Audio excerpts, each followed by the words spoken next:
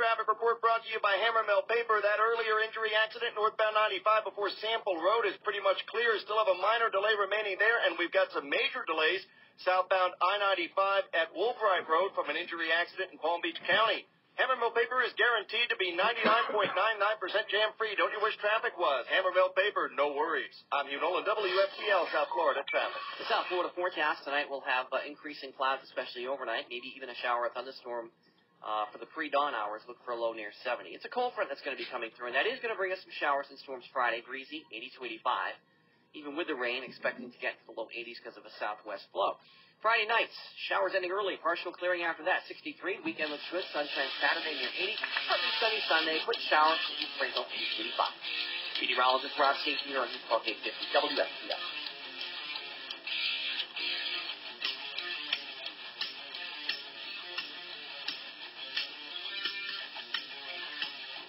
This is the bill. The first beneficiaries will be the Tea Partiers. I met the Tea Partiers yesterday. Some were in their fear, some in their anger, some hurling invectives, have a Medicaid card. They have Social Security. They have Medicare. And they were howling against big government as if they'd been programmed to react without thinking that they would be the first beneficiaries. Programmed without thinking. This is Andrew Breitbart sitting in for Michael Savage on the Savage Nation. Call 1-800-449-8255. And, of course, visit michaelsavage.com. What an appropriate and wonderful guest we have here to answer to this malarkey that we've been talking about, the race baiting, the racial stoking that occurred this weekend, the planned attempt to try and divide this country by race on an issue that has to do with health care, not race. We have the Honorable retired Colonel Allen West, who's running for Congress in Florida's 22nd District. I almost would move there to vote for you, Colonel West. Welcome to the show. Well, thanks so much, Andrew, and it's great to hear from you, and greetings to the Savage Nation and the listening audience.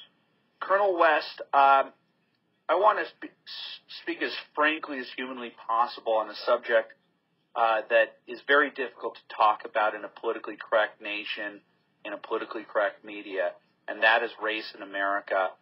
You are a conservative black American, and at tea parties, I always see black Americans. They come up to me, and I don't want to feel like it's, it means much to me. I don't think it's racial or racist of me to see the courage in the eyes of black Americans who are willing to go against the threat of being called an old, deeply offensive language that the Democratic Party employs, that liberal blacks employ as a means to intimidate people.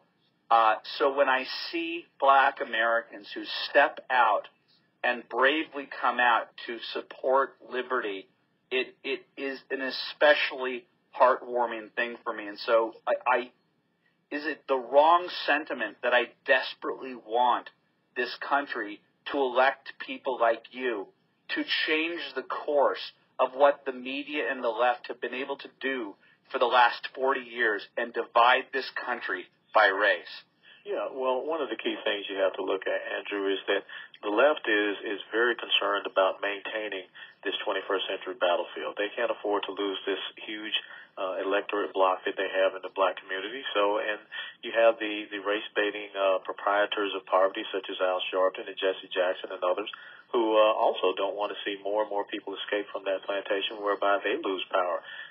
So what you have an attempt right here is to delegitimize, is to marginalize and attack and suppress the free speech of a grassroots movement through this intimidation tactic by using the race card. And really it's getting to the point where when you use that word race or racist or racism, it means less and less. And, one thing I have to tell you, I was born and raised in the inner city of Atlanta, Georgia, the same neighborhood where Dr. King was born and raised, and my elementary school was right across the street from Ebenezer Baptist Church. So growing up as a young man, walking to school, walking after school down to the Butler Street YMCA. I went down Auburn Avenue, and that was the cradle of black history when it comes to the civil rights. And Dr. King did not preach a message about victimization or about dependency or about using your skin color as a crutch. He focused on the character, and that's what he wants people to focus on today. I mean, that would be his message. So the thing is, if people are trying to use race as a means to intimidate and suppress other people's free speech and an ability to redress their government, that is so anti-American, and it's the antithesis of who we are as American people. Well, it's not just the cry of racist that they've tried to do to intimidate people, and it's not just the intimidation of black Americans, telling them, it seems that the entire strategy, the entire Alinsky strategy of impugning the character of the Tea Party movement, whether calling it violent, trying to say that it's, directed by people who have a fringe concept of what this nation is about when it's about the original documents. It seems that they're very fearful that this movement is going to grow. And so they're telling people who are sitting inside of their houses watching the country change, and they believe quite radically that what if those people sitting there watching on TV decide, you know what, I'm going to step outside too. And it seems to me that it's a means of intimidating people because they're fearful that this group of early adopters, which is hundreds of thousands, perhaps millions, will become tens of millions before we know it. You're absolutely correct. And when you go back, I think it's rule number 8 of Saul Alinsky, where it talks about isolating a target, freezing it and attacking it. And that's exactly what they're attempting to do. But, the funny thing is that, it wasn't too long ago when Harry Reid, we know about his comments addressing the president as a light-skinned, non-Negro dialect-speaking black man. But, coming from the left, it was acceptable because he was a person that said those things because he liked the president, and the president gave him a get-out-of-jail-free card pass. So the double standard and the duplicitous nature of the left is absolutely insidious. See, they only try to use this thing, race, as a means as a weapon for their ends, but they don't see it just the same as when they came out and attacked Condoleezza Rice with the birthing twos, when they attacked Michael Steele back when he was running for Senate in the state of Maryland, and drew him with the Uncle Tom face with the big lips and the white gloves. For them, that's totally acceptable because they don't want to see the opposition voices in the black community that believe in the principles and values of this country, being it the Declaration, the Founding Fathers with the Constitution, with the Federalist Papers, those things that are inherent to who we are. They stand against that. They seek to squash any voice. So what you really have going on is them showing their absolute fear of losing control and using this tactic to, once again, as I said, to try to suppress people. And it really is a dishonest tyranny on the side of the left, especially when you think about, when you have these fringe left groups, the Code Pinks that get out and do what they do, the anarchist groups that get out and do what they do, the fact that, President Bush was constantly derided and attacked. The last president we had that was shot was a Republican president.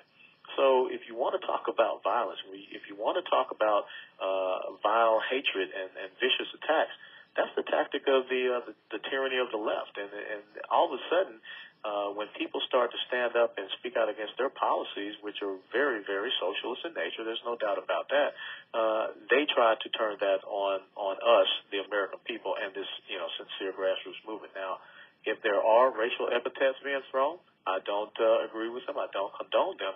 But I got to tell you something. There's a hypocrisy in what the left is doing.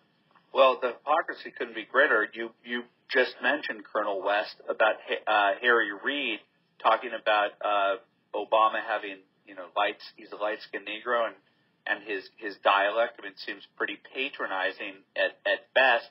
Not necessarily an attack on Obama, but an attack on black people and what he perceives to be their default dialect. It seemed like a very blatant racist thing, but the most racist thing that came out of that recent book that had the Harry Reid revelation was the Bill Clinton revelation, which I thought was more blatantly racist. And I believe that you can not only protect Bill Clinton by not holding him accountable, that they understood, the collective left understood that he was an Arkansas good old boy, and that they needed to craft